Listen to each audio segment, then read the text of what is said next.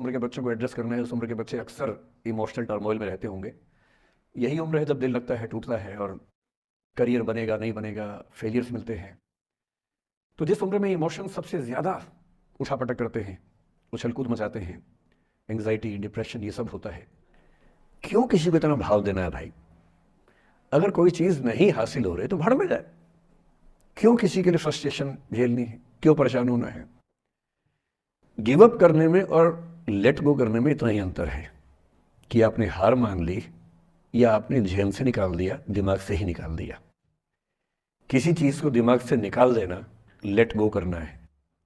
किसी चीज़ के लिए कोशिश करते करते हार मान लेना और उस हार की फ्रस्ट्रेशन के साथ जीना गिव अप करना है। जब मेरा सिलेक्शन हो गया 97 में, मतलब 96 अटेम्प्ट में पहली बार में मेरा सिलेक्शन हो गया था, मैं एक्सटेंशन लेके तैयारी कर रहा था और डीयू में मैं पढ़ा भी रहा था। उस समय 2 बच्चे थे मुझसे जूनियर, 3-4 साल जूनियर थे, बड़े प्यारे बच्चे थे। मुझे उस समय तक पढ़ाई लिखाई का शौक अच्छा खासा हो गया था, तो वो रोज मेरे साथ बैठते थे केवल बात करने के लिए। किसी मुद्दे पर बहस करनी है तो बहस होती थी, समझते थे। फिर मुझे पता लगा कि वो दोनों रिलेशनशिप में हैं, रिश्ते में हैं।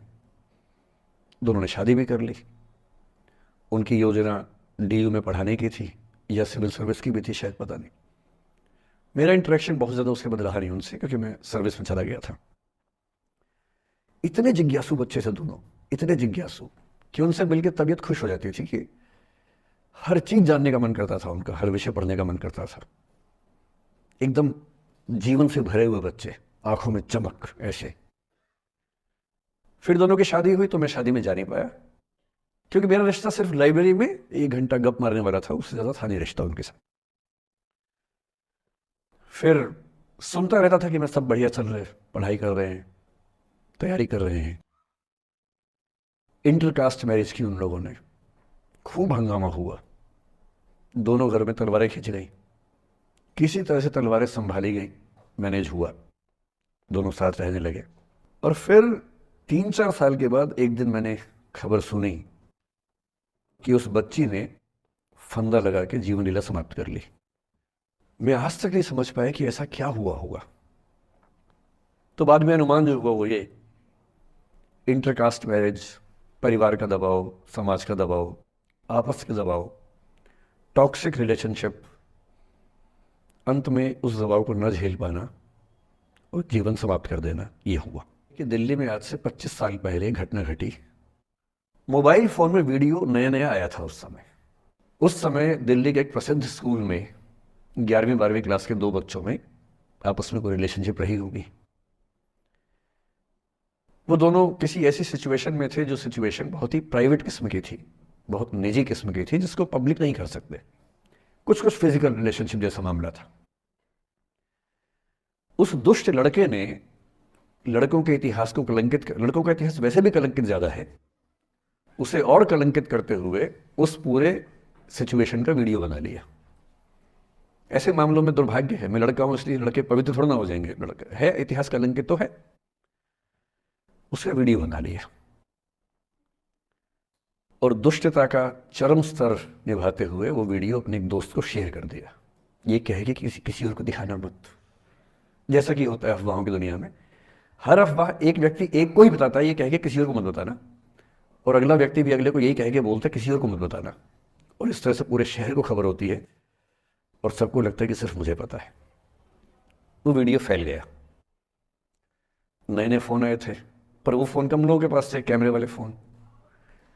तो फोन से कितना फैलता, ज्यादा नहीं फैला। लेकिन उस समय दिल्ली की कुख्यात मार्केट हुआ करती थी, पालिका बाजार, अभी भी है, पर तब वो कुछ और कामों के लिए कुख्यात हुआ करती थी। अब तो कपड़े मिलते हैं, तब कपड़ों के साथ कई चीजें और मिलती थी वहां।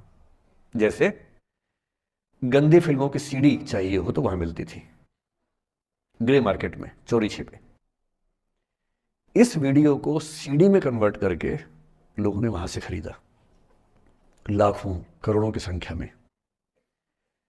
नए नए टेलीविजन चैनल प्राइवेट आए थे, और प्राइवेट टीवी चैनल को खबरों की भूख इतनी होती है कि वो खबर के लिए जान दे सकता है और जान ले भी सकता है किसी की। 24 घंटे इस खबर पे, इस चीज पर खबरें चल रही थी सारे चैनल्स में। कि ये वो लड़का है जिसने ऐसा किया, ये वो लड़की है, ये वो स्कूल है, इस स्कूल की प्रिंसिपल से बात करेंगे, इससे बात करेंगे। वो जो बच्ची थी जिसकी इसमें कोई गलती नहीं थी सिवाय इसके कि वो किसी एक लड़के से प्रेम करती थी, जो कि उस उम्र में बच्चे कर बैठते हैं। इसके लिए बहुत चिल्लपौनी मचानी चाहिए। अब बच्चों को आप हर बात पे अपराधी नहीं मान सकते। उस बच्चे की गलती सिर्फ इतनी थी कि उसने अपने दोस्त पे भरोसा किया जो भरोसे के लायक था नहीं। वो नीच किस्म का व्यक्ति था जिसने उस संबंध की गरिमा को समझा नहीं। उस बच्ची के घर के बाहर 24 घंटे न्यूज चैनल से कैमरे खड़े रहे। घर से कोई भी निकले 50 कैमरे पीछे, आप बताइए आपकी बेटी कैसी है, आप बताइए आपकी बहन कैसी है। अंत में उस पिता ने अपनी बच्ची को इस देश से बाहर भेज दिया। उसके कुछ दिन बाद की जो खबर टीवी चैनल से नहीं दिखाई, उसके पिता ने आत्महत्या कर ली। ये तीसरा इंसिडेंस है। ये सारी खबरें सच्ची बता रहा हूं मैं, इनमें से एक भी झूठ नहीं है।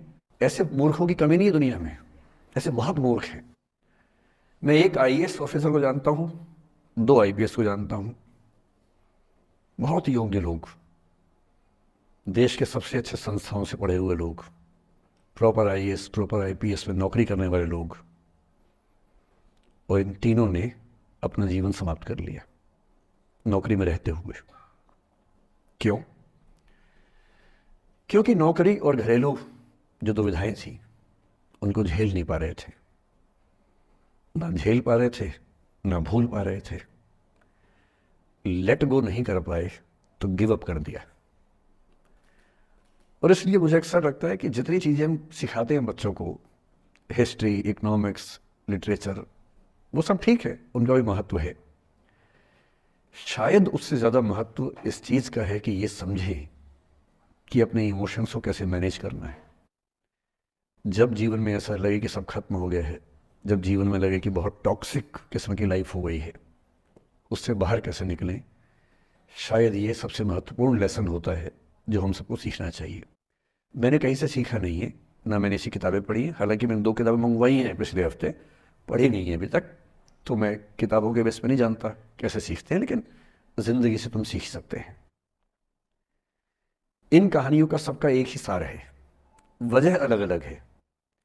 एक व्यक्ति ने इसलिए अपना जीवन समाप्त किया कि वो रिश्ता उसके हाथ से छूट रहा था।